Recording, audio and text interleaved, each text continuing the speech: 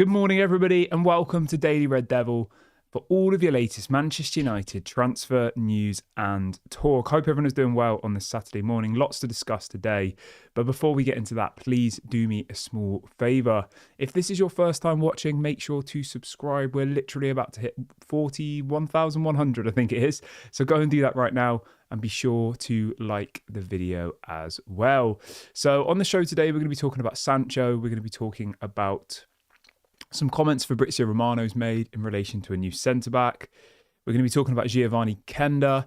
Also talking about a right wing-back that we're looking to sign. Lots to get into. As always, I invite you to have your say in the comment section below. And the question for this morning is this. Knowing that Giovani Kenda is going to Chelsea, who would you sign as the right wing-back? Let me know your thoughts in the comments below. Fabrizio did come out late last night and was mentioning the Giovani Kenda situation. And he said that apparently one of the reasons why Giovani Kenda chose Chelsea in the end was because apparently Giovani Kenda wants to play as a right winger. He doesn't want to play as a right wing back. And obviously in Chelsea's system, that would allow him to do that. Whereas at Manchester United, he would be a right wing back, which obviously has defensive responsibilities. So it does kind of make a little bit more sense. Obviously, Chelsea paid more money. Chelsea had the money now to do the deal. And they were able to offer him a position in a formation that he effectively wanted to play in. So, you know, we can all sit here and say, oh, it's a disgrace and all the rest of it. There's a lot more to life than just black and white. You know, you can't just say, oh, it's a disgrace we didn't sign him without actually looking at the context. And the context is Chelsea were willing to pay more money. Chelsea were willing to loan him back to Sporting Lisbon for another year, which we wouldn't have been able to do because we'd have needed him now or in the summer. And Chelsea were able to play him in the position he actually wants to play in. So when you break it down like that, the player wants to go there because he wants to play as a right winger, not as a defensive right wing back. The player is probably going to be paid bigger wages. The club he plays for, whose academy he's come through, are going to get more money. And he's also able to continue developing. I mean, when you look at it like that, what would you rather do? Go to Chelsea, have another year at Sporting, your home team that he's been brought up through, get more money, and then in the end you get to play in the position you like, or go to Manchester United in the summer, Sporting get less money, probably less favourable terms, and you have to play as a defensive right wing back. So it's a little bit of a strange one. And I know some people are going into absolute meltdown over this. You know, it's a disgrace. I just don't see it. I think there's so much context to every different transfer. You know, what was a disgrace, as an example, was 2-3 years ago, John Murtough and Richard Arnold spending all summer negotiating for Frankie de Jong, only for the player to have said, I never said I wanted to join. I don't want to join you. I mean, that's a disgrace. That's just stupid. Do you agree? Like, that was ridiculous. We spent all summer negotiating for one player. Barcelona finally say yes, and then Frankie de Jong says, I'm not coming. I don't want to come to Manchester United. I'm not leaving. That's stupid. Whereas in this situation, it's not like we've spent the whole summer negotiating for this player, you know? And yes, it's frustrating, but most of the people who are getting really frustrated about this situation have probably only ever seen him play about 2 times. So you have to kind of take it with a pinch of salt. And from what I've heard as well, since Ruben Amorim left Sporting Lisbon, Giovani Kenda's fallen off a cliff and he's not been particularly good anymore. So, yeah, I'm not that bothered about this. I think we need to just kind of realign our focus and, you know, look at who we might now sign instead. So the 2 names that are being mentioned this morning in the media quite widely, Tyler Dibbling, obviously playing at Southampton. And the other one is Roger Fernandez, which is a name that I'm not that familiar with, but I have done a bit of research since the name started to appear. He currently plays in the Portuguese league, believe it or not, playing for Sporting Braga. He would be absolutely perfect for that right wing back position.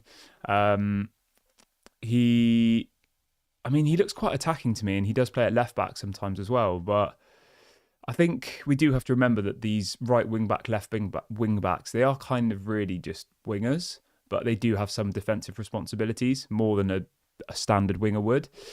He is Portuguese, again, believe it or not. We're signing all the Portuguese players, aren't we?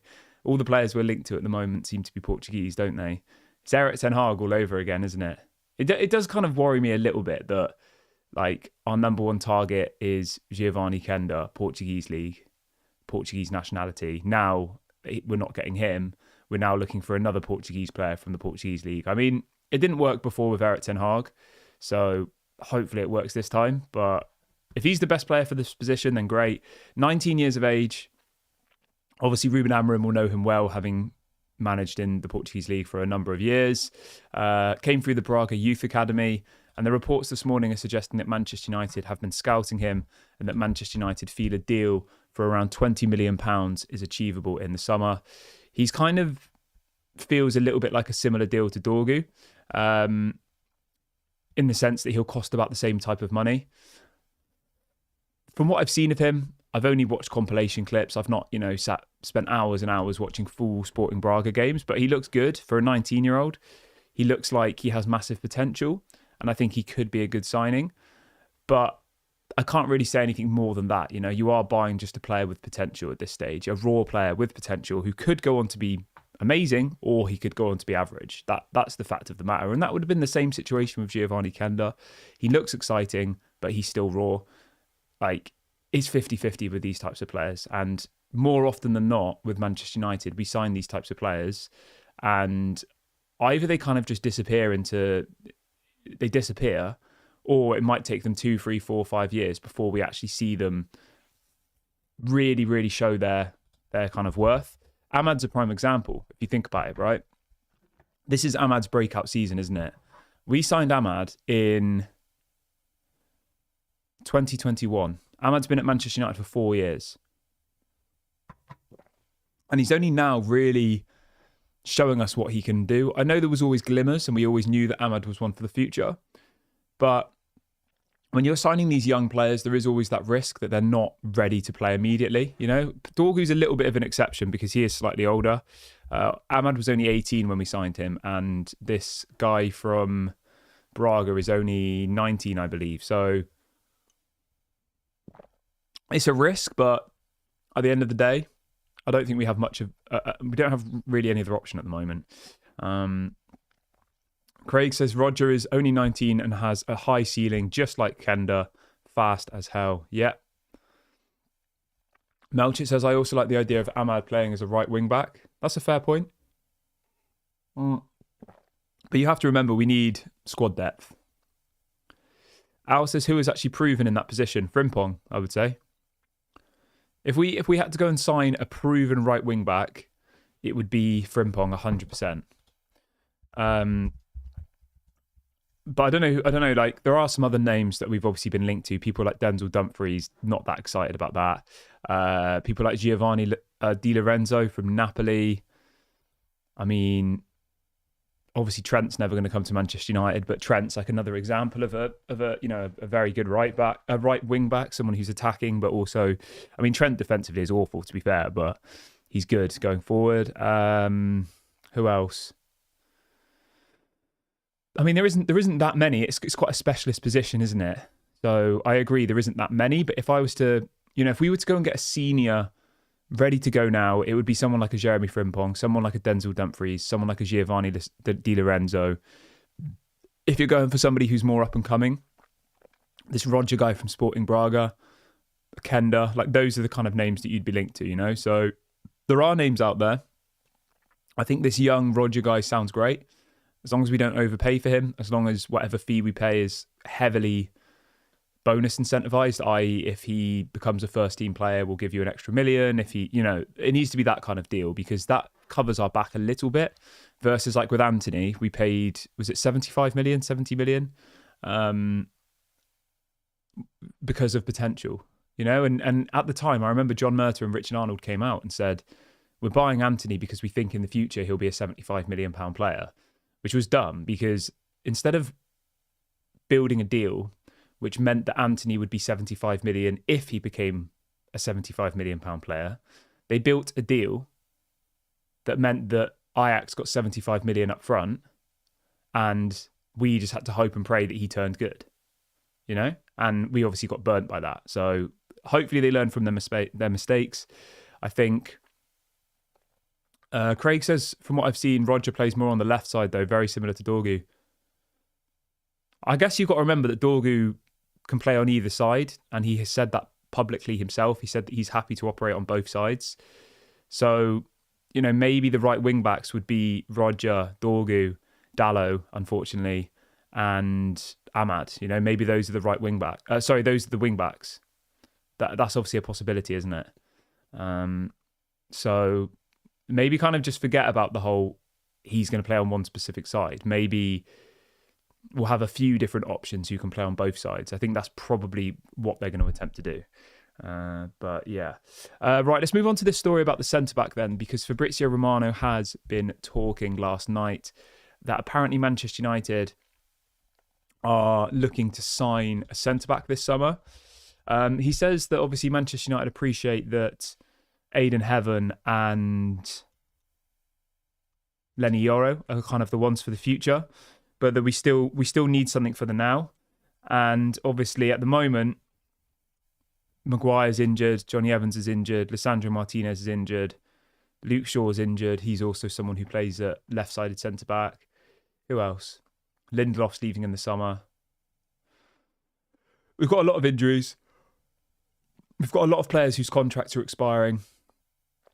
So bringing in another centre-back is probably sensible, especially if we want to achieve anything next season, because Martinez, I think, as much as I like Lisandro Martinez, I think he's pretty unreliable now with his injuries.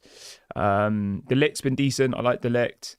I think Lenny Yoro's been decent. I think Aiden Heaven's been decent. But you still probably do need another centre-back in there, especially if you're playing this back three, with 3 centre-backs. You need probably 6 centre-backs. And if you think at the moment Evans is going and Lindelof is going, that only leaves us De Ligt, Lenny Yoro, who else? Maguire, Aiden Heaven, Martinez, who's injured probably for the rest of this whole calendar year. And I think that's it. Obviously, Mazraoui can play at right-sided centre-back and Luke Shaw can play at left-sided centre-back. But, yeah. So Fabrizio says, Amorim is very happy with Maguire's performances and leadership, but he's 32, and that's one of the factors being considered during internal conversations. He says that one more centre-back... Yeah, it says one more centre-back is on the cards, effectively. And he says that Manchester United's directors and manager are now starting to discuss the possibility of bringing in a new centre-back this summer. I mean, it makes sense. I don't think we should go and spend massive amounts of money on a centre-back, though, really, because our problems this season have been the goalkeeper making mistakes pretty much every game, our attackers not being able to finish their dinner, and our midfield being empty. Those are kind of, and not having any wing backs. I don't think the centre-back situation is that bad. I think there are a lot more pressing situations across our squad, i.e., like I said, a new goalkeeper I would probably be doing. Wing backs I would be doing. A new central defensive midfielder to partner Manuel Ugarte, 100%. A world-class striker, definitely. Probably another central attacking midfielder who actually can play in that position. I know Mason Mount's back now, so if he stays fit, he could fill that void, but the likelihood is Mason Mount will probably get injured again in the next 1 or 2 games, realistically. When was the last time Mason Mount stayed fit for more than 15 games? Has he ever for Manchester United? I don't think so. So, yeah, I mean, I don't think we can rely on Mason Mount, realistically. But fingers crossed. Fingers crossed we see a world-class Mason Mount. He helps us win the Europa League. And everything is great. And it's all just a horrible nightmare. But, yeah, I just don't see it. I just think it's going to be more of the same. More injuries, more upset. So maybe I'm being negative. I don't know. But if you look at the proven track record so far of Mason Mount and Manchester United, it's been nothing but misery, realistically, hasn't it? And failure. So, yeah, I hope he comes back. I hope he can stay fit. I hope everything gets better. But do we really think that's going to happen? I don't think so, personally. But we'll see. Fingers crossed. Crazy things do happen in football. Crazy things happen. Maybe Mason Mount has a world-class end to the season and he helps us win a trophy and all is forgotten and forgiven. But I just don't see it. Okay, let's move on to the next story then. Let's talk a little bit about Jaden Sancho. Everyone who's just joined the video, by the way, make sure to drop a like. There's only 50 likes on this video and there's 200 of you watching. Please go and do that right now. It doesn't cost you any money. It's completely free. And be sure to subscribe as well. Bottom right-hand corner. Let's try and get to 41,100, guys. We've been literally on the cusp of it for weeks and it's doing my head in. So please go and subscribe. I know everyone's miserable at the moment, but yeah, it's free content. And yeah, hopefully you guys are happy to support the channel in that way. So yeah. Right, Jaden Sancho. More misery for you all. Just as I say everyone's miserable, I'm going to make you even more miserable. So there is another story coming out this morning. And this time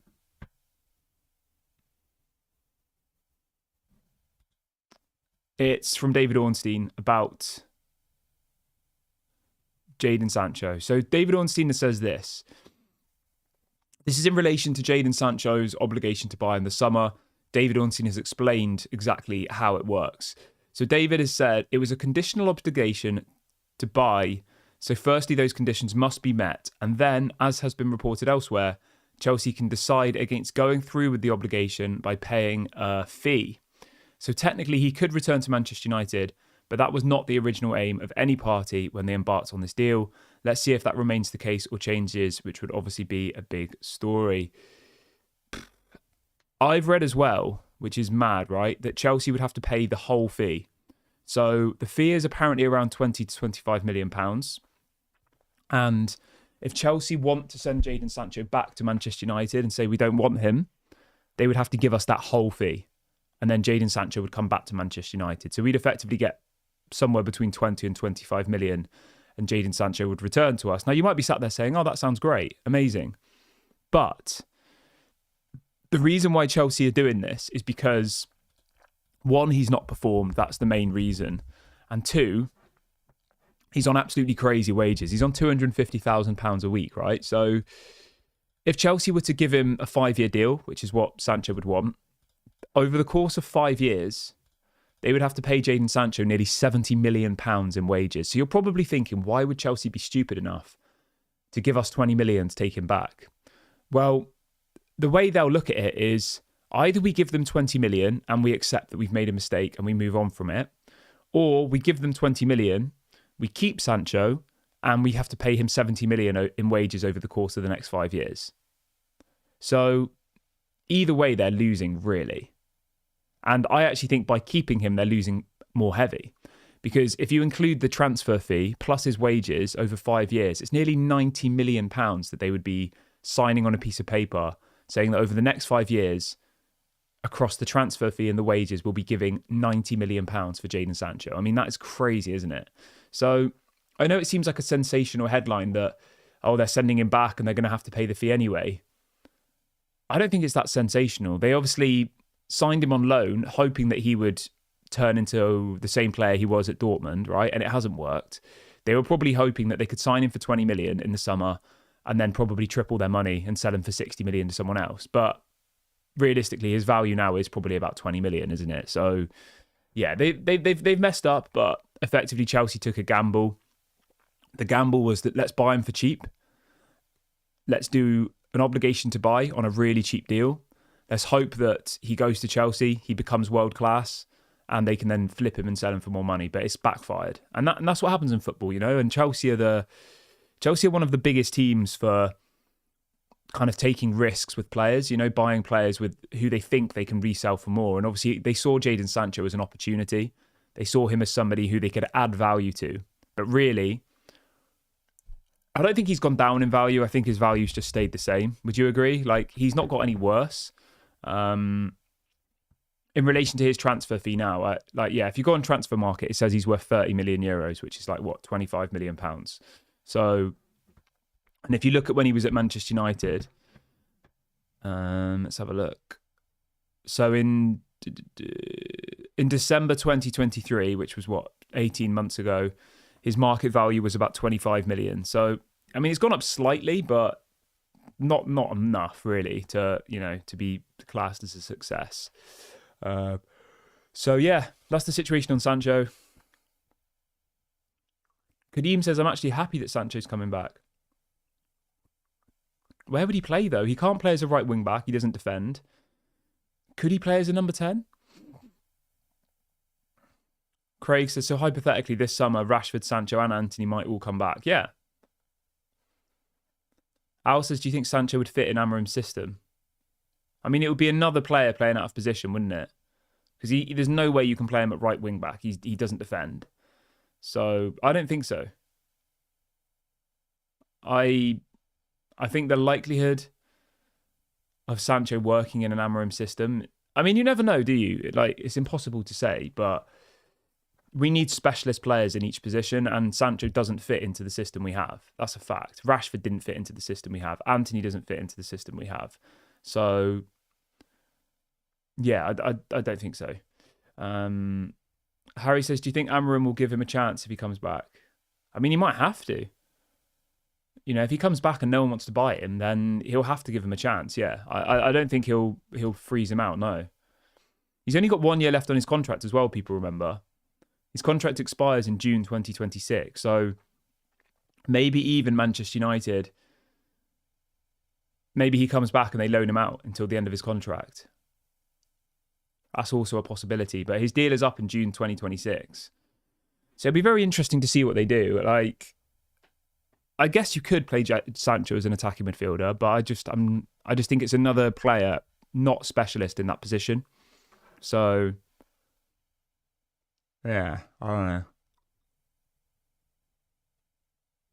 I just think as well, like all of the noise that Sancho's created around Manchester United, you know, all these toxic posts on Twitter saying Rashford is now free and all this stuff. Like, the Man United fan base don't want him back. He's not going to be welcomed back. That's a fact. So, yeah, Gominda says Chelsea want to get him on a free. I don't think so. Because they would still have to pay the fee now. They may as well just take him now if they're going to do that. Al says Sancho's problem was with Eric Ten Hag. Maybe Amorim and him can have a fresh start. I mean, yeah, it's possible, isn't it? Anything's possible. Maybe he comes back and he turns into the Sancho we saw at Dortmund all those years ago. But I don't know. I mean, I think it's unlikely, personally.